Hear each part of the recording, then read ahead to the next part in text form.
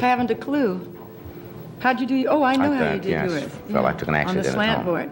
Did you reach over to pick up something and all of a sudden? Doris Day's grandson may not be a household name, but his connection to the legendary actress has always sparked curiosity. Now at 41, he is finally opening up about something fans have long suspected. From his private life to his relationship with his iconic grandmother, his revelation is shedding new light on a side of Doris Day that few ever knew. Let's take a closer look at what he has to say and why it's leaving everyone talking. Doris Marianne Kappelhoff was born on April 3, 1922, in Cincinnati, Ohio. Her parents, Frederick Wilhelm Kappelhoff, a music teacher and choir master, and Alma Sophia Wells, a homemaker, were of German descent. Doris was the youngest of 3 children. Her brother Richard died before she was born, and her brother Paul was a few years older. Growing up in a modest household during the Great Depression, Doris faced challenges early on. Her parents' marriage was strained, leading to their eventual divorce, a rare occurrence at the time, which deeply affected young Doris.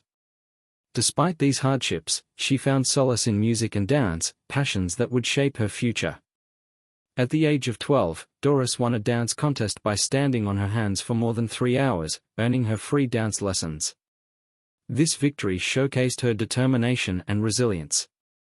However, at 14, a tragic car accident shattered her leg, derailing her dreams of becoming a professional dancer. Doctors considered amputation, but after multiple surgeries, she was confined to bed for over a year. During this period of immobility, Doris turned to singing, finding inspiration in the melodies of Ella Fitzgerald. Recognizing her daughter's vocal talent, Alma enrolled Doris in singing lessons with Grace Rain.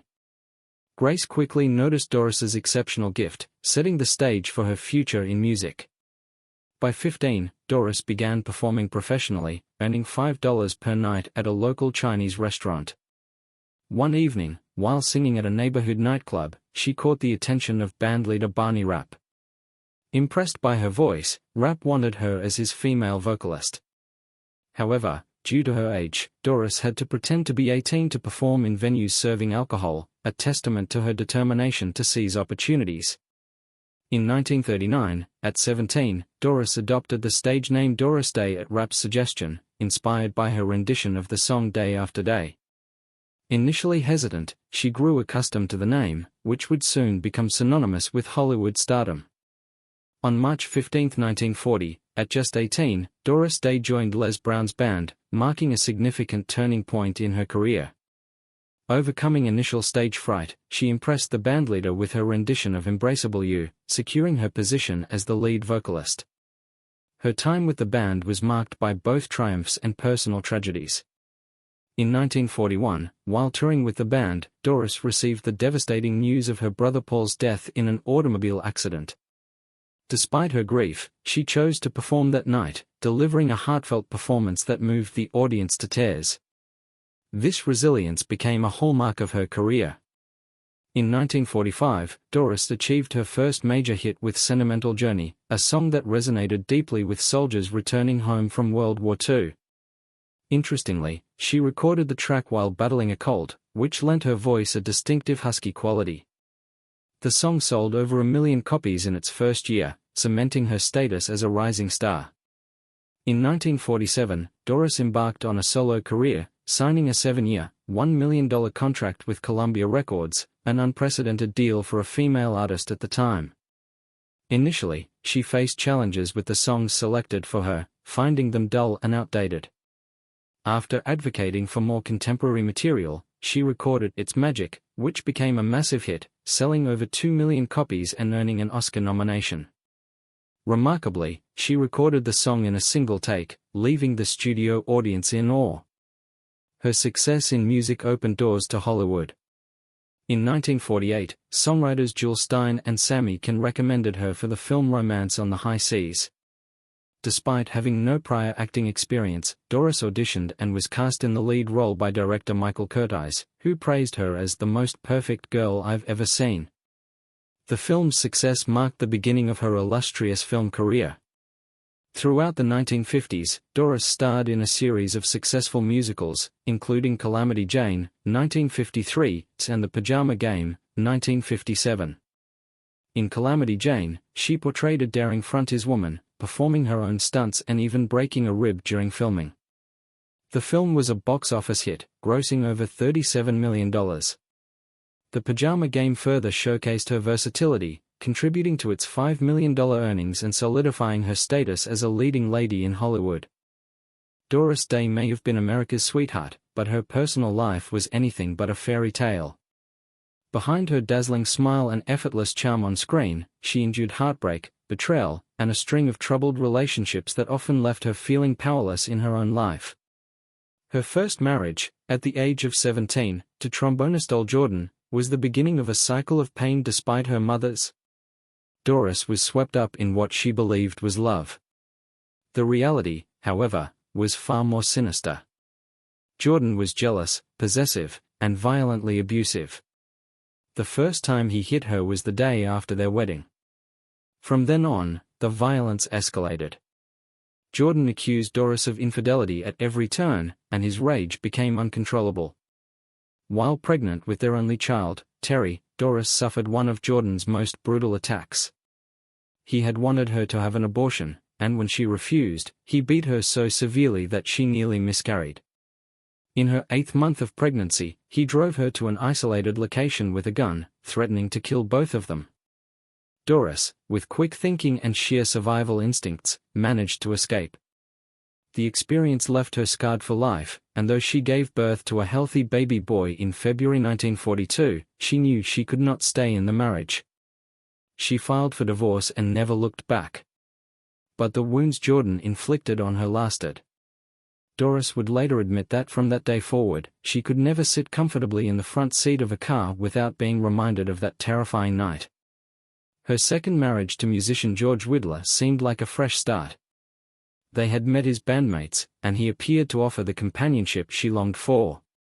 But shortly after they wed in 1946, Widler grew cold and distant. The final blow came when he admitted he couldn't handle being married to someone whose fame overshadowed his own.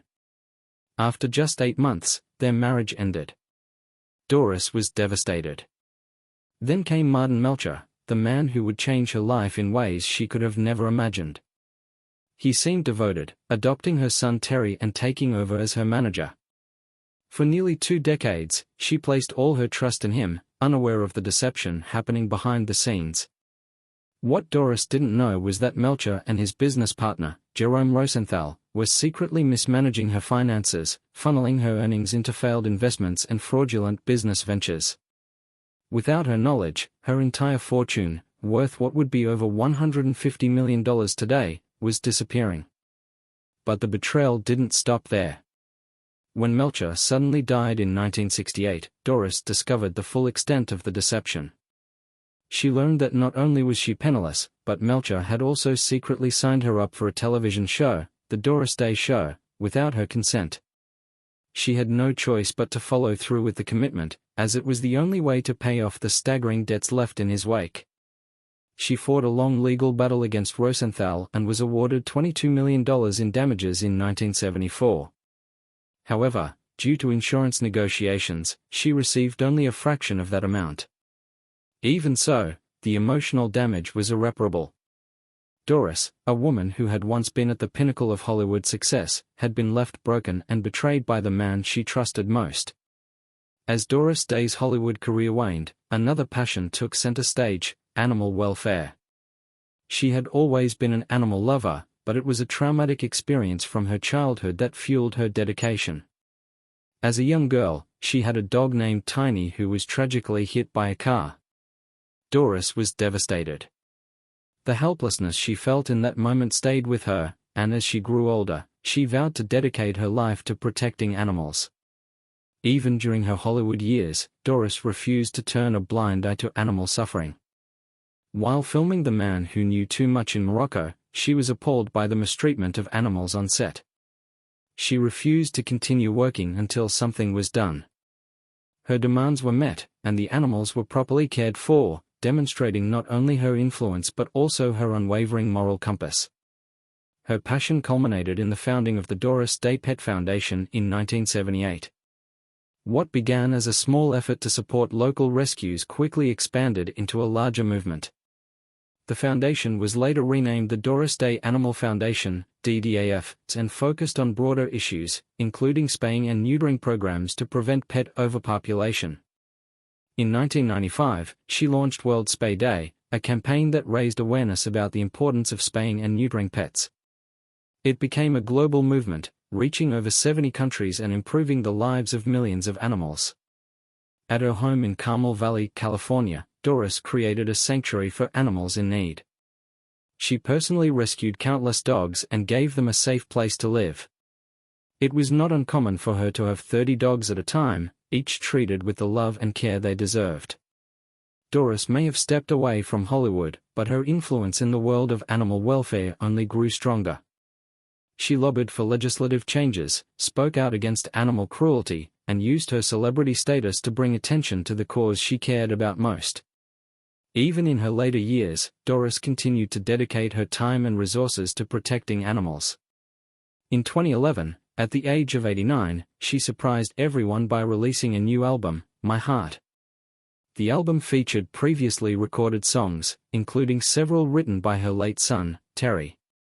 Personal Record was a commercial success, making Doris the oldest artist to achieve a top 10 album with new material in the UK. Despite her success, she remained deeply private, avoiding public appearances and interviews. Her final public appearance came on her 97th birthday in 2019 when she thanked her supporters for continuing her mission. Just a few weeks later, she passed away peacefully at her home. Her legacy extended far beyond Hollywood. She was more than just an actress and singer, she was a champion for the voiceless. While the world remembers her for her golden voice and infectious smile, those who truly knew her understood that her greatest role was not on the silver screen but in the lives of the countless animals she saved. But even as Doris devoted herself to the cause closest to her heart, a shadow loomed over her final years. A troubling family dispute was unfolding behind the scenes, one that would leave her only grandson, Ryan Melcher, shut out of her life entirely. And when Doris Day passed away, that painful truth came to light. Doris Day's final years should have been filled with warmth and connection, surrounded by family and the animals she adored. But behind the picturesque life in Carmel Valley, something unsettling was happening. Her only grandson, Ryan Melcher, who had grown up idolizing his grandmother from afar, found himself completely shut out of her life for over 14 years. The heartbreaking truth was revealed in 2019 when Doris passed away. Ryan, like the rest of the world, learned about her death through Facebook. For Ryan, this painful revelation confirmed what he had long suspected: someone had been keeping him away from his grandmother. The trouble began after the death of Doris's only child, Terry Melcher, in 2004. Terry, a respected music producer, had always been a steady presence in his mother's life. Though their relationship had its ups and downs, they were deeply connected. His passing left a void, and without Terry as a bridge between them, Ryan's relationship with Doris began to fracture. Shortly after Terry's death, Doris invited Ryan to dinner, seemingly extending an olive branch in hopes of reconnecting. It was a moment Ryan had been waiting for. Since his parents' divorce in 1997, his bond with Doris had become strained. This dinner invitation was a chance to rebuild what had been lost. But before Ryan could even see his grandmother, a man named Bob Bashara stepped in. Bashara, Doris's business manager, summoned Ryan to a private meeting at the Cypress Inn, a boutique hotel in Carmel that Doris co-owned. There, Ryan was met with a cold and calculated question: "Why do you want to see Doris?" Shocked and confused, Ryan later recalled responding, "Because she's my grandmother." But the response he received was devastating. Bashara informed him that he would not be allowed to see her. The blame, he said, lay with Ryan's parents and past family conflicts. The meeting ended, and so did Ryan's access to his grandmother. Over the years, attempts to reconnect were met with silence. Bashara had reportedly tightened his control over Doris's life, installing security gates around her home and restricting access to her. The once welcoming star, who had spent decades opening her heart to fans and animals alike, was now completely isolated. By the time Doris passed away in 2019 at the age of 97, Ryan had come to terms with the fact that he would never get to say goodbye. But the pain of their lost years weighed heavily on him. In the days following her death, Ryan broke his silence in a Facebook post, revealing the heartbreaking truth of their estrangement. His words struck a nerve with the public, who had always believed Doris to be a loving, family-oriented woman. To all those who have asked, I received the news of my grandmother's passing like most of you, on social media. I was not permitted to see my grandmother for 14 years, thanks to her manager, Bob Bashara, who also handled her estate and controlled access to her life. There is so much more to the story, but it's a heartbreaking truth I have to live with. The revelation stunned Doris Day's longtime fans. How could a woman known for her warmth and generosity be kept away from her own grandson? And why had no one spoken up about it before? Bashara, for his part, denied any wrongdoing. He claimed that multiple attempts had been made to reconnect Ryan and Doris, but that Ryan had declined. He pointed to a past statement on Ryan's website, where he had once asked people not to contact him about Hollywood or his famous grandmother. But many were skeptical. Some believed that Doris, known for her deep-seated desire for privacy, may have simply wanted to retreat from the world. Others, however, suspected that those around her had taken advantage of her trust, controlling her interactions and ensuring that only a select few had access to her. No matter where the truth lies, one fact remains: Doris Day, one of the most beloved icons in American history, spent the last years of her life without ever seeing her only grandson. And when she was gone, Ryan was left with nothing but unanswered questions and a deep sense of loss. Grandson admits what we all suspected, that his grandmother's later years were not as peaceful as they seemed. For years, the world viewed Doris as the embodiment of happiness, a star whose sunny disposition and heartfelt performances brought joy to millions. But the painful reality of her final years, one of isolation, controlled access, and unanswered questions, has left a lingering sense of mystery after her passing. Ryan Melcher continued to reflect on the years he lost with his grandmother. He often wondered if she had ever questioned why he stopped visiting. Had she truly been kept in the dark, or had she simply chosen to let go of those family ties? Some, like Doris's longtime publicist Charlie Cullen Walters, argue that Ryan's version of events is not the whole truth. Walters insisted that efforts had been made to bring Ryan and Doris back together, particularly around her 90th birthday in 2014, but that Ryan had chosen to remain distant. Still, others close to the family believe that Doris's manager had far more control over her life than many realized. Regardless of who was responsible, the end result remains the same: Doris Day and her grandson were kept apart, and the opportunity for reconciliation was lost forever.